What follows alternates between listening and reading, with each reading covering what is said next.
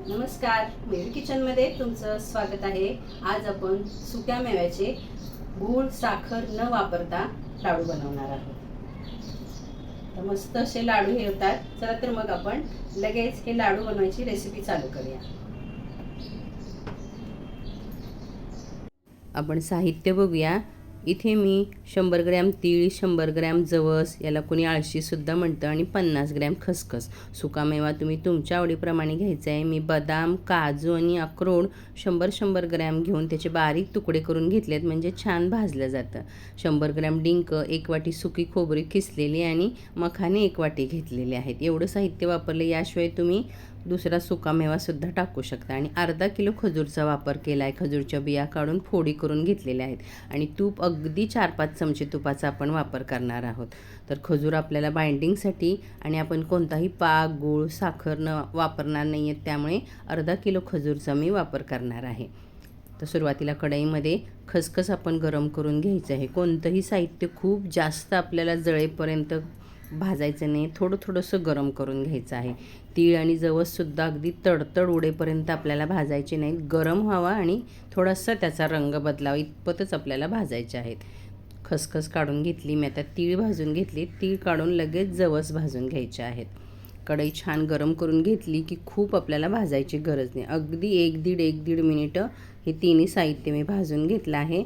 आणि आता हे सुद्धा काढून घेते, आणि यामध्ये अगदी 1 चमचा तूप टाकून आपण सुरुवातीला बदामाचे तुकडे, बदामाचा जो आपण जाडसर असा भुगा केला आहे तो आपण भाजून घ्यायचा आहे। अगदी मंद गॅसवर आता आपण 3 सुकामेवे आहेत, तिन्ही ते भाजून घ्यायचे आहेत।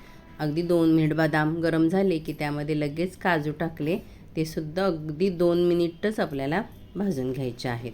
कारण आपण नंतर जर तुम्हाला लाडू वळत नसतील तर थोडंसं मिक्सरलासुद्धा फिरवायचं आहे, पण ते छान भाजले ना टिकतातसुद्धा आणि चवसुद्धा छान लागते, म्हणून थोडंसं गरम करून घ्यायचं आहे। 1 चमचा सुरुवातीला टाकलं होतं आणि आता 2 चमचा, अगदी पोहे खाण्याचा चमचा आहे तोच वापरला आहे तूप वापरण्यासाठी। त्यामुळे जास्त तुपाचा वापर न करता, गूळ साखर न वापरता आपण हे लाडू बनवत आहोत। काजू बदाम झाल्यानंतर मी अक्रोडच्या सुद्धा तुकडे टाकून गरम करून घेतले। सुकं खोबरंसुद्धा हलकंसं सोनेरी, अगदी थोडंसं तांबूस होईपर्यंत आपण हे गरम करून घ्यायचं आहे। खोबरं काढून घ्यायचं आहे, आणि मखाने मात्र हाय फ्लेमवर आपण अगदी 2 मिनिटं छान खालवर करून भाजून घ्यायचे आहेत, कारण ते असायला चिवट असतात, ते आपल्याला मिक्सरमध्ये वाटायचे आहेत। त्यामुळे छान खरपूस होईपर्यंत हाय फ्लेमवर 2-3 मिनिटं गरम करून घ्यायचे आहेत। मखाने काढून घेते आहे, आणि आता आपण डिंक तळून घ्यायचा आहे। डिंक तळण्यासाठी मात्र 4 चमचे मी तूप टाकलं आहे, आणि थोडा डिंक टाकून आपण असा हा छान फुलेपर्यंत, खुसखुशीत होईपर्यंत आपण हा तळून घ्यायचा आहे। सगळा डिंक मी थोडा टाकून असा तळून घेतलेला आहे। डिंक छान फुलला, खुसखुशीत झाला की आपल्याला तो मिक्सरमध्ये फिरवण्याची सुद्धा गरज पडत नाही। मिक्सरमध्ये फिरवला की तो गरम होऊन चिकट होतो, त्यामुळे छान तळून घ्यायचा आहे। आणि शेवटी खजूर आपण गरम करून घ्यायचे आहे। खजूरसुद्धा आपण बिया काढून छोट्या फोडी केलेल्या आहेत। तुम्ही आणखीन छोट्या फोडी करूनसुद्धा याच्यामध्ये गरम करू शकता तूप टाकून। मी आहे त्या उरलेल्या तुपामध्येच गरम केलेलं आहे, आणि असं प्रेस करत आपण हे छान गरम करून घ्यायचं आहे। आपण तळून घेतलेला डिंक मी पावभाजी स्मॅशरने स्मॅश करून घेते। तुम्ही खलबत्त्याने किंवा वाटी पेल्याने सुद्धा असा थोडासा बारीक करून घेऊ शकता। सुकामेवा, सुकं खोबरं सगळं आपण छान मिक्स करून घेतलेलं आहे, आणि त्यामध्ये आपण क्रश केलेला डिंक टाकून घेतलेला आहे। सगळं साहित्य हे सुकामेवा, खोबरं आणि डिंक आपण आधी आता मिक्स करून घेतलेलं आहे। आपण आता मिक्सरला फिरवायचे जिन्नस आहेत ते बघूया। मखाने, तीळ, जवस आणि खसखस हे 3 पदार्थ आहेत, ते आपण मिक्सरला फिरवून घ्यायचे आहेत। मी आधी मखाने बारीक करून घेते, आणि ते आपण याच्यामध्ये मिक्स करून घेऊया। मखाने नसतील वापरायचे किंवा नसतील तुमच्याकडे तर तुम्ही थोडंसं आपले चणेवाल्याकडे मिळते ती डाळसुद्धा वाटून याच्यामध्ये टाकू शकता। डाळ असतं पंढरपुरी डाळ, ते सुद्धा टाकू शकता।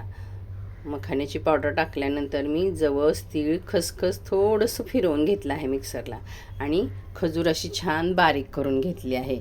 खजूरमुळे आपल्या सगळ्या सुकामेव्याला बाइंडिंग येणार आहे, आणि गोडपणासुद्धा मिळणार आहे। त्यामुळे खजूर आपण अशी मिक्सरला थोडी थोडी फिरवून घ्यायची. आपण थोडी गरम केल्यामुळे ती लगेच बारीक होते आणि छान बाइंडिंग येतं. वेलची जायफळची पूड मी 1 मोठा चमचा भरून टाकली आहे. हे आता सगळं छान मिक्स करून घ्यायचं आहे. आपण अगदी कमी तुपामध्ये सगळं साहित्य गरम केलेलं आहे. तुम्हाला जर वाटलं लाडू बांधले जात नाही तर अगदी 4-5 चमचे तूप गरम करून तुम्ही याच्यात टाकू शकता, किंवा हे मिश्रण मिक्स करून घेतल्यानंतर लाडू वळला जात नसेल तर 1-1 मिनिट असं पल्स रेटवर तुम्ही सर्व साहित्य मिक्सरला फिरवून सुद्धा घेऊ शकता.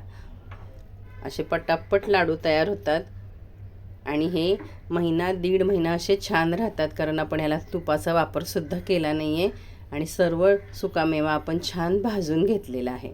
चवीला थंडीच्या दिवसामध्ये डिंक, तीळ, जवस तर पोटात जातातच, शिवाय सुकामेवासुद्धा आहे. यामध्ये भरपूर प्रोटीन्स असल्यामुळे आपल्याला थंडीमध्ये हे खाणं आवश्यक आहे. फक्त महिलांनाच नाही तर सर्वांसाठी हे लाडू उपयुक्त आहेत. जरूर अशा पद्धतीने करून पहा. चॅनलवर नवीन असाल तर सबस्क्राईब करा आणि या लाडूची रेसिपी आवडली असेल तर लाईक करायला विसरू नका आणि आपल्या मित्रमैत्रिणींसोबत शेअरसुद्धा करा. थंडी, पावसाळा यावेळेत आपण हे असे लाडू बनवून खाऊ शकतो.